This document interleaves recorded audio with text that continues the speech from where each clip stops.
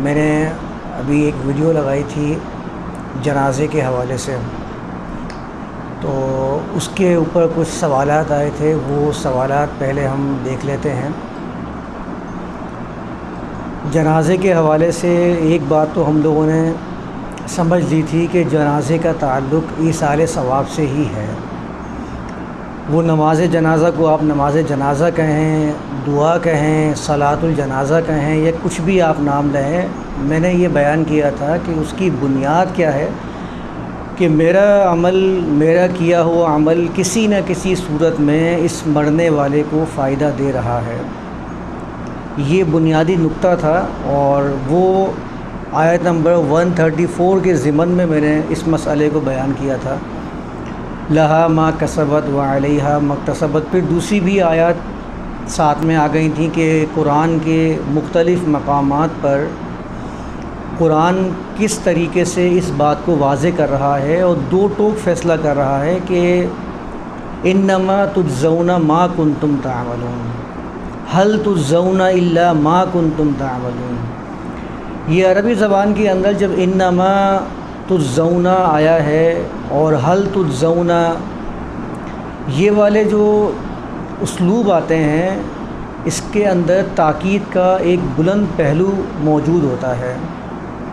یعنی جب قرآن کہتا ہے نا انما انا بشر، ان سے کہہ دیجئے کہ میں صرف اور صرف ایک بشر ہوں، مثلکم، تمہارے ہی مثل۔ انما حرم علیکم المیتہ، صرف اور صرف اس نے تمہارے اوپر میتہ کو ممنوع قرار دیا ہے، روک دیا ہے۔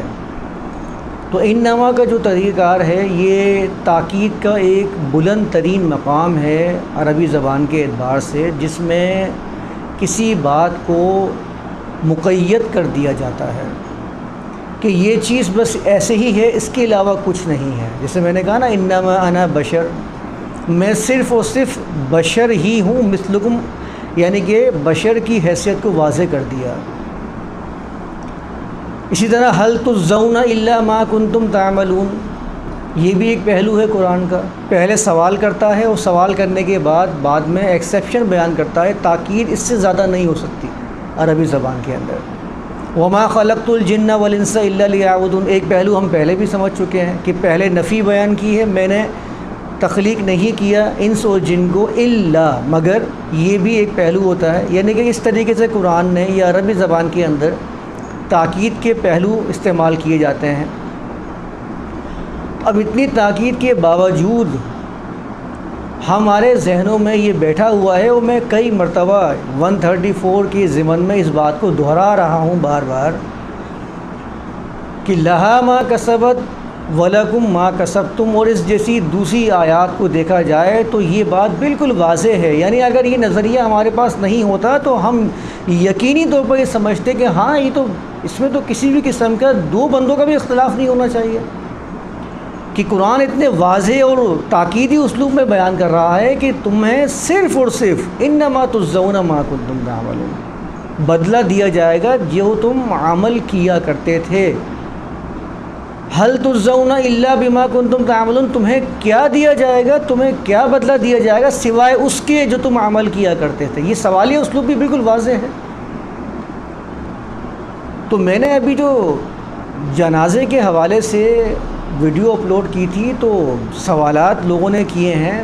سب سے پہلی بات جو میرے سامنے آئی، اور ایک طویل وائس نوٹ مجھے موصول ہوا تھا، جس میں انہوں نے کہا کہ آپ کو اس میں ابھی مزید وضاحت کی ضرورت تھی، یعنی آپ اس میں تھوڑا سا فرق کر کے بیان کرتے۔ میں آپ کی وہ باتیں مانتا ہوں جو آپ نے بیان کی، بھئی هل تجزون الا ما کنتم تعملون، انما تجزون ما کنتم تعملون، لہا ما کسبت، یہ والی ساری آیات میں مانتا ہوں، لیکن آپ کو دعا میں اور ایصال ثواب کے اندر فرق کرنا چاہیے تھا۔ اور میں نے بنیادی مدعا یہ اٹھایا تھا کہ ہم جو بھی عمل کر رہے ہیں، کیا اس کا ثواب، کیا اس کا اجر مردے کو پہنچ رہا ہے یا نہیں پہنچ رہا۔ میں ابھی اس بحث میں نہیں جا رہا کہ مرنے کے بعد کیا ہونا، میں کئی مرتبہ اس کو بیان کرتا جا رہا ہوں تاکہ ذہن میں یہ نشین رہے کہ میں صرف اور صرف جو مروجہ نظریات ہیں ان پر بات کر رہا ہوں قرآن کی آیات کی روشنی میں۔ ہمارا مدعا ہی اس ٹائم یہ تھا کہ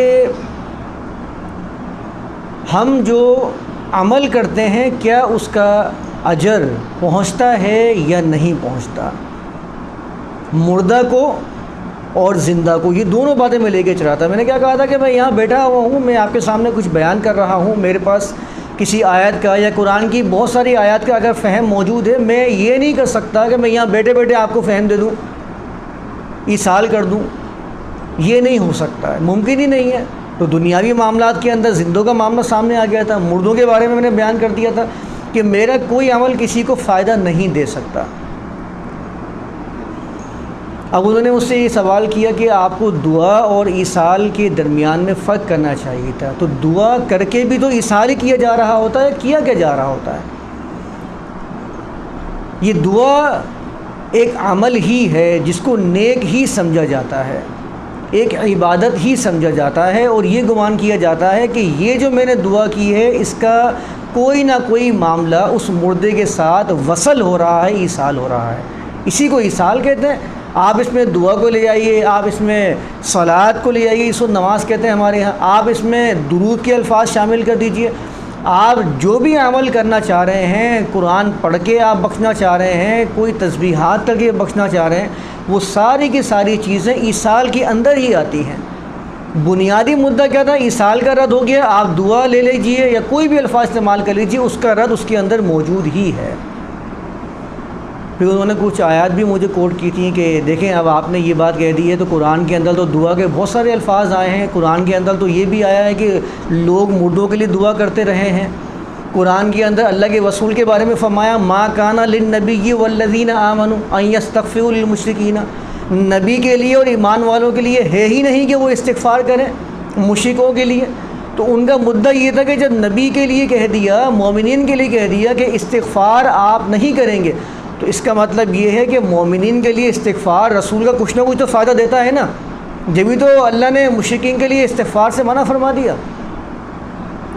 پھر انہوں نے مجھے آیت پیش کی سورۃ الحشر کی، انہوں نے کہا کہ ایک آیت میں آیا والذین جاءوا من بعد، اس میں آیا ہے کہ وہ آیت میں بھول رہا ہوں، ہاں یہی ہے والذین جاءوا من بعدہم یقولون ربنا اغفر لنا ذنوبنا واسرافنا، اسی طریقے کی آیت ہے سبقونا بالایمان ولا تجعل فی قلوبنا، اس طرح پوری آیت آئی ہے۔ اس پوری آیت میں مجھے بھی حوالہ یاد نہیں آ رہا جو انہوں نے پیش کی تھی، سورہ حشر کے اندر آئی ہے کہ مومنین کہتے ہیں کہ جو ہمارے بعد جنہوں نے ہم پر سبقت کی ہے ایمان کے اوپر، ان کی بھی تو مغفرت فرما، سورہ حشر کے اندر یہ والی آیت آئی ہے۔ تو اصل بنیادی بات یہ ہے کہ جتنی بھی آیات قرآن کی پیش کی جائیں، آپ پوری آیات کا مطالعہ کر لیجئے، پورے قرآن کے اندر کہیں بھی جہاں یہ والے الفاظ آئے ہیں استغفر لہم او لا تستغفر لہم، ان کے لیے مغفرت طلب کریں یا نہ کریں، فلن یغفر اللہ لہم، اللہ ہرگز ان کو مغفرت فراہم نہیں کرے گا۔ پورے قرآن کا جائزہ لے لیجئے، کہیں بھی مرنے والے کے ساتھ یہ الفاظ بیان ہی نہیں ہوئے ہیں۔ سورہ حشر کی جن آیات کی بات کی جا رہی ہے سبقونا بالایمان، کہ ہمارے رب جنہوں نے ہمارے اوپر ایمان کے بارے میں سبقت کی ہے تو ان کی مغفرت فرما، وہاں پر بھی سبقت کا مطلب مرنے والے نہیں ہیں، اس کو پیش کر دیتے ہیں کہ جو مرنے والے تھے ان کے بارے میں یہ بات کی جا رہی ہے۔ قرآن نے کہا کہ جو ہم سے پہلے سبقت کر چکے ہیں، یعنی جو ہم سے پہلے آ چکے ہیں، انتقال فرما چکے ہیں، ان کی مغفرت فرما، یہ یہاں پر کچھ بھی ذکر نہیں ہے، مرنے کا تو ذکر ہی نہیں ہے۔ تو یہ سوال جو کیا گیا تو اس کا بنیادی جو مدعا ہے وہ درست نہیں کہ آپ ایصال میں اور دعا میں فرق کیجئے۔ ایصال اور دعا ایک ہی چیز ہے، ایک ہی چیز ہے، آپ دعا کر کے بھی وصل ہی کر رہے ہیں۔ پورے قرآن میں کہیں بھی اللہ نے مرنے والوں کے ساتھ نہ تو استغفار کے الفاظ استعمال کیے کہ ان کے لیے استغفار کیجئے، نہ ہی یہ سبقون بالایمان کا مطلب مرنے والے ہیں۔ یہ بنیادی بات سمجھنے والی ہے پہلے تو۔ پھر بات آتی ہے کہ استغفار کرنے کی بات جو قرآن نے کی ہے نبی کے لیے کہ آپ اور مومنین کے لیے یہ شائبہ نہیں کہ آپ مشرکین کے لیے استغفار کریں، تو ہمیں پہلے استغفار کا مطلب سمجھ لینا چاہیے کہ استغفار ہوتا کیا ہے۔ استغفار ہمارے ذہن میں اس کے بارے میں جو نظریہ ہے وہ یہ ہے کہ استغفار ایک ایسا ورڈ ہے جس کا مطلب ہے بخشش کو طلب کر لینا۔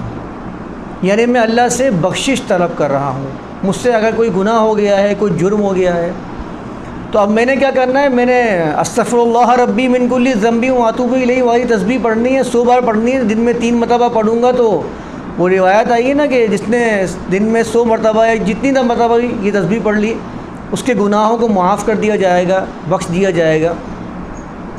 تو یہ والا کنسیپٹ بھی ہمارے پاس روایات کے ذریعے ہی آیا ہے، استغفار کا کنسیپٹ یہ ہے ہی نہیں۔ مغفرت، مغفر، غافر، غفور، یہ سارے الفاظ، اس میں سے مغفر قرآن کے اندر نہیں آیا، لیکن اس کے علاوہ سارے الفاظ قرآن نے استعمال کیے ہیں۔ اس کا مطلب ہوتا ہے عربی زبان میں حفاظت فراہم کرنا، محفوظ کر دینا۔ مغفر کہتے ہیں عربی زبان کے اندر ہیلمٹ کو، جو ہم لوگ ہیلمٹ پہنتے ہیں، اس کے پہننے کا کیا مقصد ہے، کیا نظریہ ہے کہ ہم اپنے آپ کو محفوظ رکھ سکیں۔ پہلے زمانے کے اندر تلوار سے اپنے سر کو بچانے کے لیے جو خوت پہنا جاتا تھا، اس کے یہاں تک، کندھے تک اس کا لوہے کی آہنی جو چیز تھی وہ یہاں تک آتی تھی، تاکہ آپ کا شولڈر بھی محفوظ رہے گا، آپ کا سر بھی محفوظ رہے گا۔ اس کو عربی زبان میں مغفر کہتے تھے۔ آج کے جدید زمانے کے اندر اس کو ہیلمٹ کہہ لیا جاتا ہے۔ تو مغفرت کا مطلب ہوتا ہے حفاظت، اور استغفار کا مطلب ہوتا ہے حفاظت کی طلب، حفاظت کی خواہش۔ یعنی نبی اگر چاہ رہے تھے، نبی کے لیے یہ نہیں ہے کہ جو ایمان والے ہیں، امن دینے والے ہیں۔ میں نے کیا بیان کیا تھا؟ 2 قومی نظریہ قرآن کے مطابق، ایک وہ لوگ جو امن کے داعی ہیں، اس کے مقابلے میں وہ لوگ جو فساد کے ارتکاب کرنے والے ہیں۔ تو ریاست کے اندر جب نبی کے پاس اتھارٹی آ گئی ہے تو نبی کے لیے یہ نہیں ہے کہ جو استغفار ان کے لیے کرے، یعنی ان کے لیے حفاظت کی خواہش کرے کہ جو معاشرے میں فساد کرنے والے ہیں۔ بالکل واضح ہے مفہوم۔ اگر آپ اس کو بخشش کی طرف لے کر جائیں گے تو معاملہ کہیں اور چلا جائے گا۔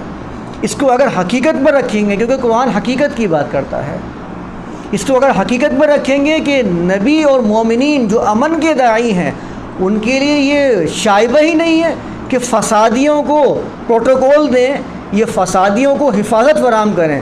فسادیوں کے لیے ان کے جرائم کی سزا مقرر کی جائے گی اور انہیں ان سزاؤں سے ہمکنار ہونا پڑے گا۔ یہ اس کا بنیادی مفہوم ہے استغفار کا۔ اگر اس مفہوم کے اعتبار سے ان تمام آیات کو، ان تستغفر لہم او لا تستغفر لہم، آپ ان کے لیے حفاظت کی خواہش کریں یا نہ کریں، فلن یغفر اللہ لہم، اللہ کے بتائے ہوئے قانون کے مطابق جو ریاست قائم ہوگی اس میں ان لوگوں کی کبھی بھی مغفرت نہیں کی جائے گی، ان کو کبھی نہیں بخشا جائے گا۔ یہ بنیادی بات سمجھنے والی ہے۔ تو وہ سارا مدعا ہی حل ہو جاتا ہے کہ دعا الگ ہے، ایصال الگ ہے، استغفار کس معنی میں آیا ہے۔ اللہ نے استغفار سے منع کیا انبیاء کو، نبی کو، لیکن کہا کہ مومنین کے لیے استغفار کریں۔ تو استغفار کا مطلب یہ ہے کہ مومنوں کو محفوظ رکھیں آپ، واستغفر لہم، ان کو محفوظ کریں۔ جو امن کے داعی ہوتے ہیں ان کی حفاظت بنیادی فریضہ ہے ریاست کا، اور چونکہ ریاست کے لیڈر تھے نبی، تو ان کے اوپر یہ ذمہ داری عائد کی جا رہی ہے قرآن کی طرف سے۔ تو اصل بات یہ ہے